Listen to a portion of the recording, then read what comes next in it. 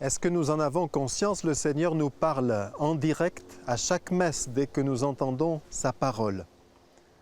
Alors peut-être êtes-vous du genre à bien entendre la première phase de la première lecture et puis à vous retrouver au moment de l'Alléluia en train de penser à la tapisserie de la salle à manger qu'il faudrait changer, ou bien à vous demander si pour midi vous mettrez plutôt un rôti de porc ou bien un poulet. Alors dans ce cas-là, je vous rassure, le père Finet, fondateur avec Marthe Robin des foyers de charité, disait à ses retraitants: je vous signale que si vous n'avez pas de distraction dans vos prières, c'est que vous êtes malade. C'est un peu inévitable que nous soyons distraits.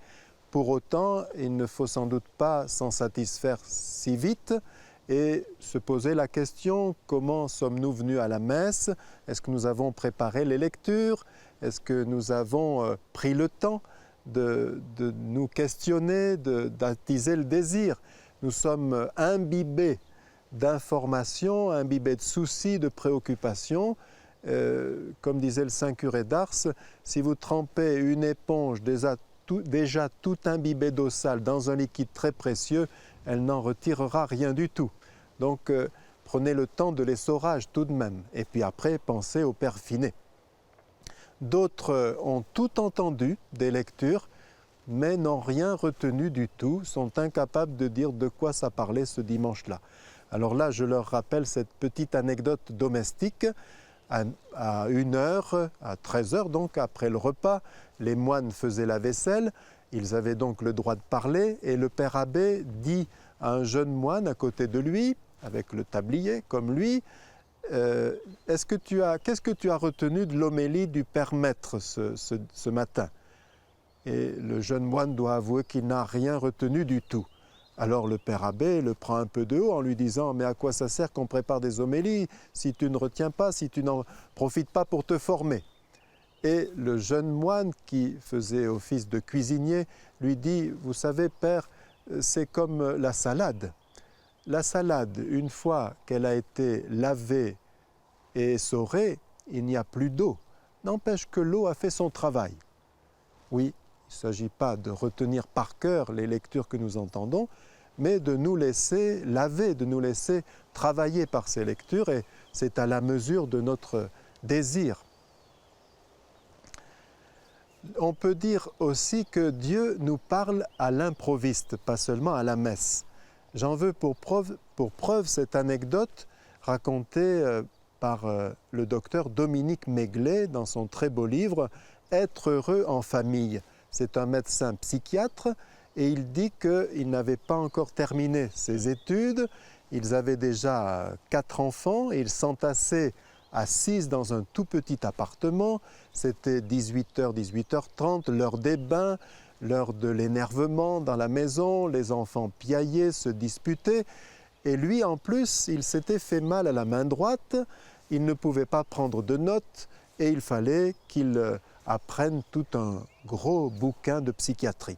Alors fatigué, énervé, parce que les enfants ne tiennent pas compte de ses études pour les faire vivre, etc., il va s'affaler dans le canapé et fait semblant de dormir avec ses rageuses pensées à l'intérieur. Et puis, il sent, il entend leur petite Marie, 2 ans, qui arrive. Alors il fait toujours semblant de dormir, il ferme les yeux, et puis il est bien obligé au bout d'un moment de les ouvrir. Et la petite Marie a déchiré un bout de revue qu'elle apporte fièrement à son papa. Elle agite son trésor et le papa, par curiosité, lit ce qu'il y a écrit dessus. Et il tombe sur une phrase du pape Jean-Paul II: « Ne pensez pas que vous ayez quelque chose de plus important à faire que d'être un bon père ou une bonne mère de famille. » Et il dit: j'ai reçu ça comme un choc. Le petit ange venait de m'apporter le message de Dieu. Elle ne savait pas lire, mais elle venait de me transmettre la parole du Seigneur qu'il me fallait, et je ne l'ai jamais oublié. Ça a toujours été la priorité de ma vie. Les Juifs racontent aussi cet apologue. Des rabbins sont réunis pour un Shabbat. Ils doivent faire le concours de la plus belle histoire de la Bible. Un rabbin se lève et se met à raconter l'histoire de David, le jeune berger, le fils de Jessé, choisi par Samuel, qui devient le roi d'Israël, qui s'enferre dans l'adultère jusqu'au meurtre d'Uri, et puis qui devient, par sa capacité à demander pardon, un roi exemplaire d'humilité. Tout le monde l'applaudit.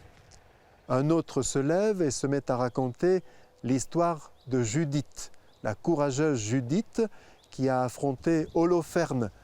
Le discours de Judith, le banquet au cours duquel elle réussit à enivrer Holoferne, et puis elle va lui trancher la tête pour permettre au peuple d'être dans la paix de longues années, bien après la mort de Judith.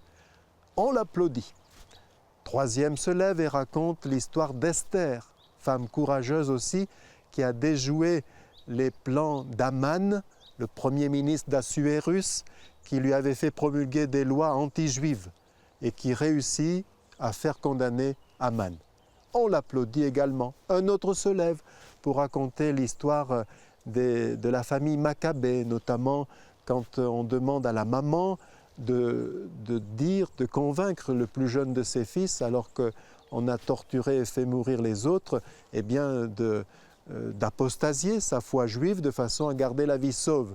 La maman profite du fait que les autres ne comprennent que le grec pour parler à son fils en hébreu et lui dire « Surtout, n'apostasie pas mon fils, reste fidèle, parce que ce n'est pas moi qui t'ai enfanté, c'est le Seigneur qui t'a donné la vie à travers moi. » Parole bouleversante, magnifique témoignage. On l'applaudit. Et puis, petit à petit, on arrive au plus ancien des rabbins. Il se lève, grand silence, que va-t-il raconter? Et le rabbin se met à dire « Dieu a dit ». Et puis il est bouleversé d'émotion. « Dieu a dit ».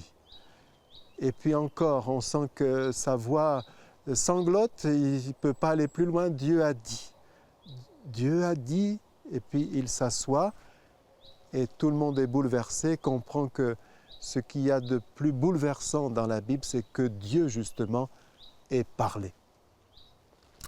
On interviewait un jour un de nos humoristes, Michel Boujna, pour ne pas le nommer, qui est de tradition juive et qui se définit malicieusement comme un clown mystique.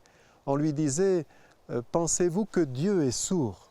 Il semble ne pas entendre nos appels, nos prières.